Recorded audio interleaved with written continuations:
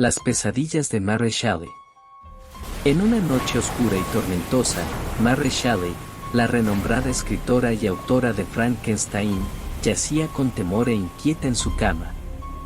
A pesar de su fama en el mundo, debido a su creación de Frankenstein en la literatura de terror, la autora tenía una angustia que la atormentaba a diario. Ya que en sus sueños, el monstruo que ella había creado, el mismo Frankenstein, la visitaba con una inusual y desesperada solicitud. Él quería y necesitaba estar con su creadora. Los sueños de Mary Shelley eran constantes y aterradores, llenos de pesadillas donde Frankenstein, acompañado de una macabra mascota creada por él, para no estar ya solo, la seguían. Esa criatura era un perro, hecho a partir de partes corporales de otros perros, que el monstruo había matado en su camino, mientras él la perseguía por un oscuro bosque, en sus sueños.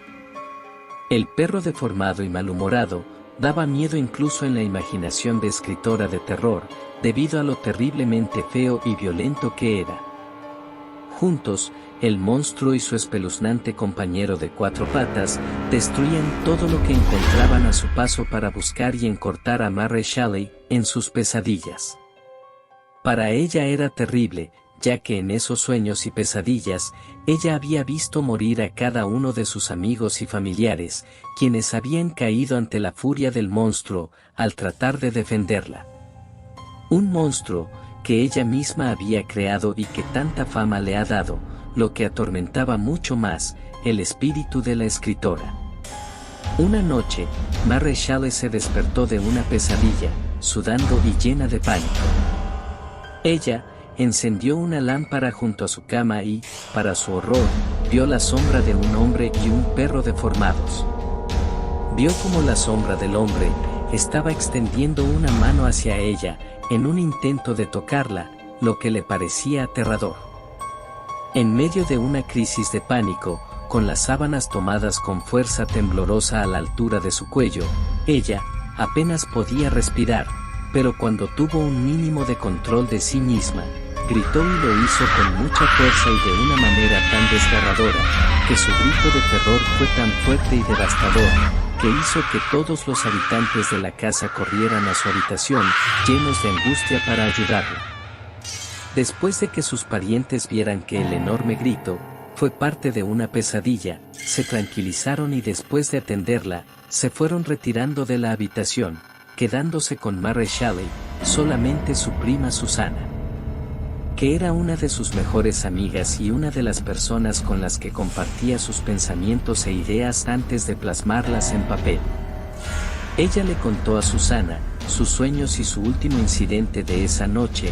Al recordarlo, el miedo volvió a ella y entre sollozos y temblores, Mary Shelley relató sus otros aterradores sueños a su prima.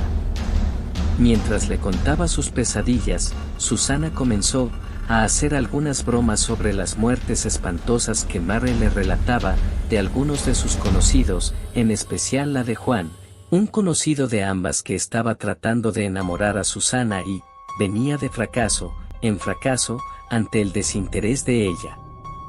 Ante estos juegos, ambas reían nerviosamente, tratando de alejar el miedo que se había apoderado de ellas. Sin embargo, mientras se burlaban de sus propios temores, las dos mujeres vieron una sombra en la habitación que parecía formar la figura de un hombre y un perro deformado. El miedo las invadió de nuevo, y juntas se refugiaron bajo las mantas, temblando de temor.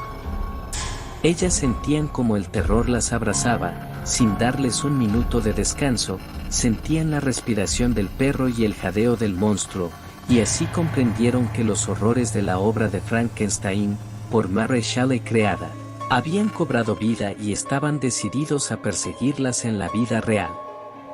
La noche se volvió para ellas más inquietante y angustiante, mientras las sombras parecían moverse a su alrededor, y los susurros extraños, de esos seres por ella creados, se hacían permanentes y llenaban la habitación.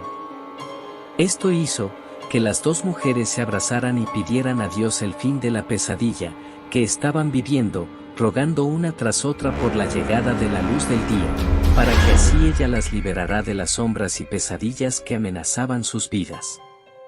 Mary Shelley, la maestra del terror en sus historias, ahora estaba atrapada en su propia pesadilla, enfrentando a su creación, que se había convertido en una pesadilla viviente que buscaba a su creadora, para obtener venganza en el mundo real.